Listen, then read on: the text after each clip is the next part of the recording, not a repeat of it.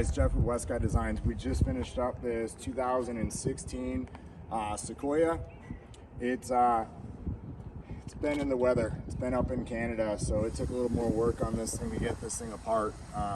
It's one of the things I always tell people, hey, look your vehicle over before you get started on it, just to kind of see what you're gonna have to cut off, replace, and stuff like that. So this particular truck, we did 5100s in the rear, 5100s in the front. This has our Westcott Designs preload collar on the bottom here, so that's how we're able to get the full 3 inches on these 5100s in the front of the truck. As far as in the rear, we did our Westcott Designs. We make a 2-inch spacer for the Sequoias. That's what we're running in the back of this truck. We ran a 295 7018 on these, Toyo Open Country AT3. The wheel is a Fuel Beast in a 18x9. So it's got a, I know people are gonna ask me, what's the offset? How do you get it to work? We did have to remove the mud flaps. We did slide the liner forward a little bit and then repin the factory screws. It is a +20 as far as offset goes on these wheels.